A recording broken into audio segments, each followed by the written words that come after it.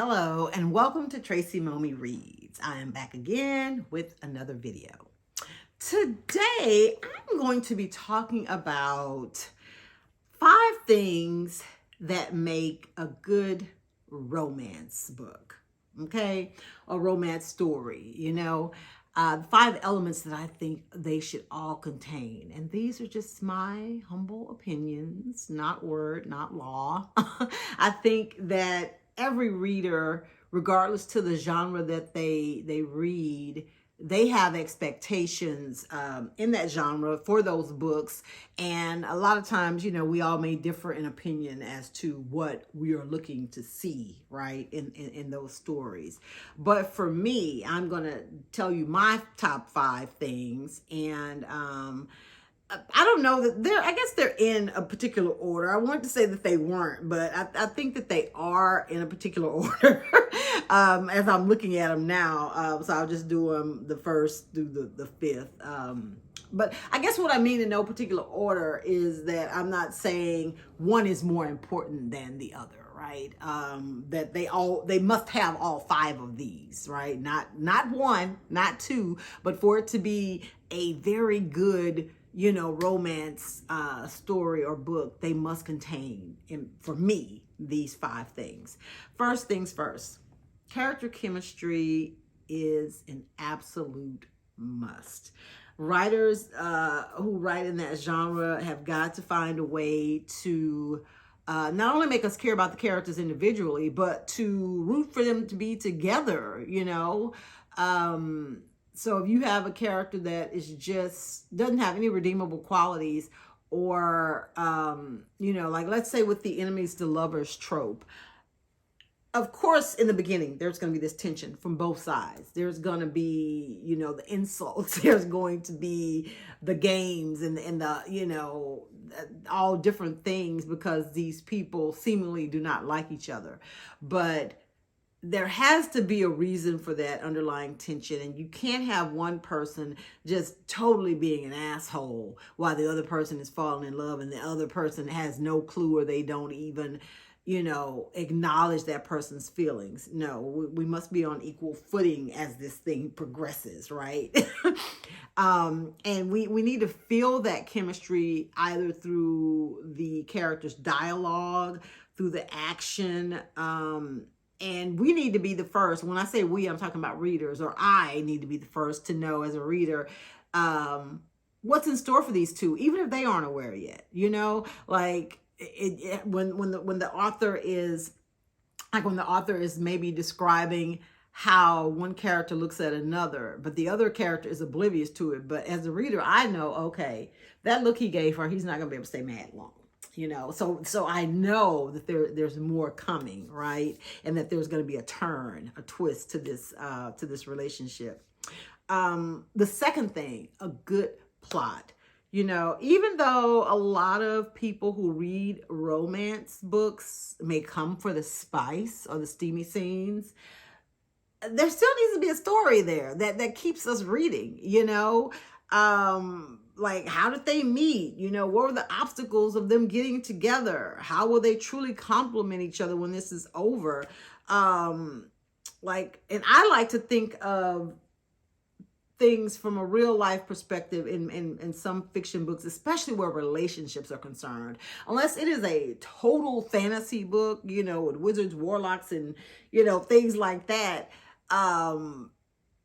It needs to have a pinch of reality for me, because the truth of the matter in relationships in real life is that there has to be something there when that physical attraction wanes, because it ebbs and flows throughout the course of the relationship, right? So we need to know in this relationship, he likes her because she's curvy and has this beautiful hair. She likes him because he has the abs and the...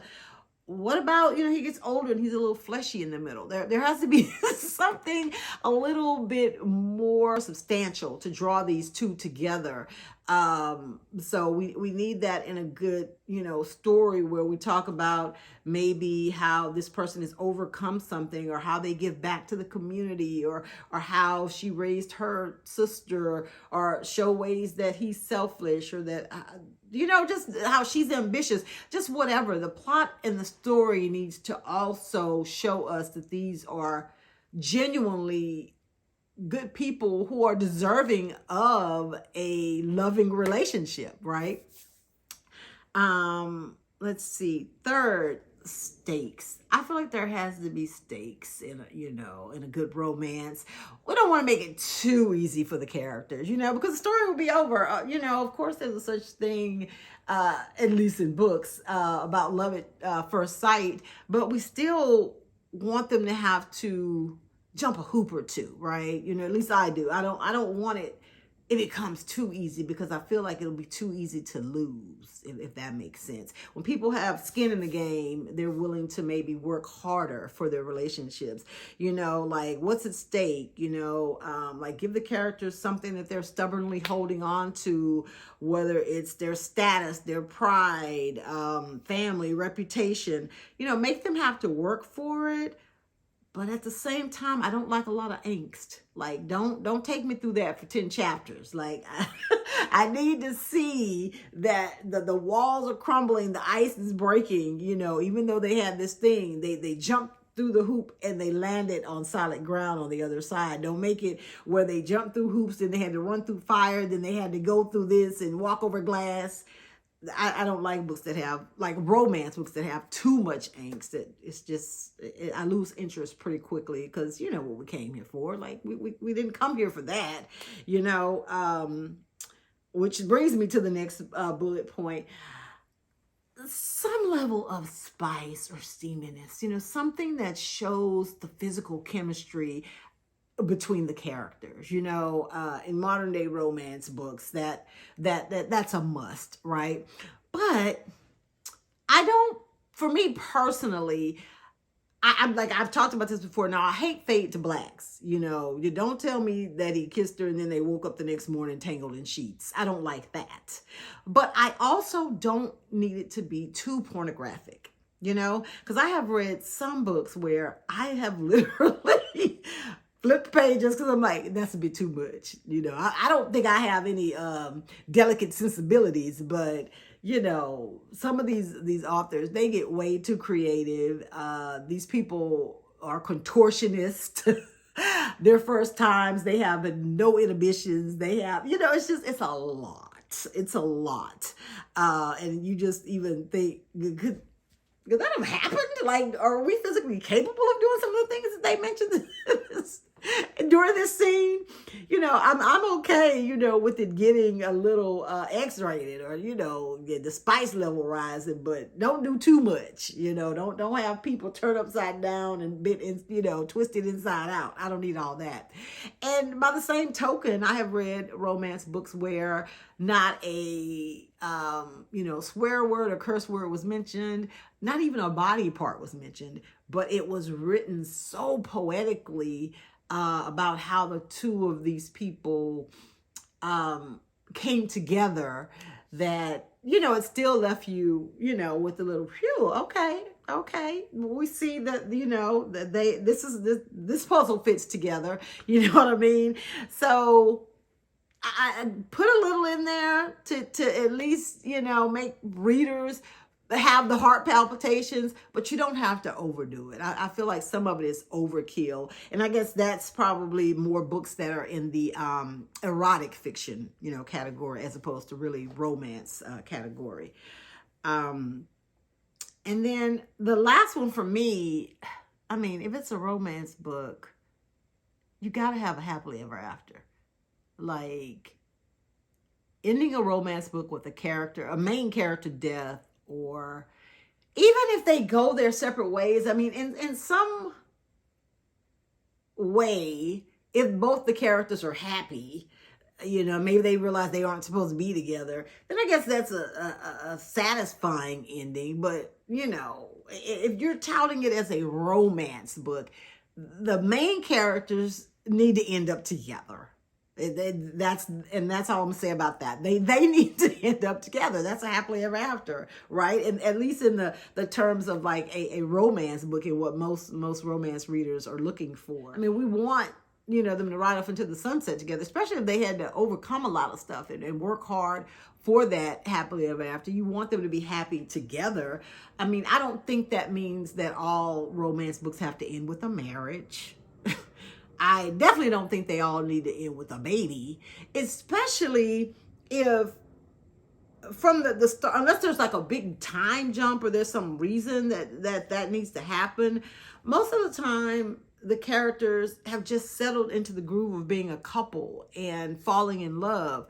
And, you know, once you introduce like the baby part of it, you know, that's already that a big responsibility, and it could seem to potentially divert their attention from each other. So you want them to enjoy their time together, especially if they're young, you know, like if they're in their 20s, like they don't need to have a baby at the end of the book. You know what I mean? I mean, if you want to give us the epilogue that now they've got twins and she's pregnant with the third, okay, I'll take it. But I don't like when authors of romance stories automatically assume that marriage and babies will equate to a happily ever after, right? It could just be that the characters are finally willing to stop being stubborn and get to know each other better and fall in love. Maybe they go off on a cruise to, you know, somewhere, or they go on an archaeological dig, or they do something that maybe one of the characters has been wanting to do. They open a business together, and, you know, let's let our minds as readers, you know, do the rest if you don't provide us with an epilogue. If I'm reading a book about Angie and Tony and they were enemies to lovers and they finally overcame their stuff and they saw what was right in front of them and they, you know, got together against all odds and they have this chemistry and it's just such a great, amazing story. And in the end, it's just that they, you know, kissed, or they declared their love for each other. That I'm good with that. Like, I don't need to feel like the only way that the two of them are going to be happy together is if they get married or if they have kids. So that's all I'm saying. I mean, there's absolutely nothing wrong with that, but it's not something that I need for a happily ever after in a book. It's just, I just want them together, and I just need to know that they're going to be together, you know, when I close the book, right? That they made it, okay? When I close the book, they could be in the book land and get a divorce next week, but I want to know that they were at least together and they like I said, overcame everything and ended up pretty much on solid ground. That's it. So yeah, so those are my top 5. Character chemistry, a good plot, some sort of stakes, you know, a spicy or steamy scene or two. Because let me just backtrack on while I'm on that 4th point. Like, the book doesn't need to be riddled with that. A couple of scenes and I'm good. You know, like I'm interested in the story and the banter and the things like that. I don't need every chapter to have something like that. I mean, you know, if it works that way, it works that way. But don't overcompensate for a story that may be lacking by continuing to give the reader those type of scenes, okay? And then 5th, you know, the happily ever after. So anyway, those are my top 5.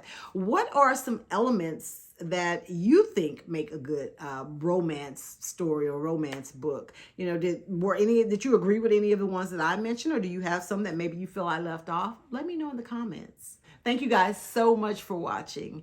Make sure that you like this video, share it with a friend who may like my content or may have a particular opinion about this video. I'd love, you know, to hear what they have to say as well.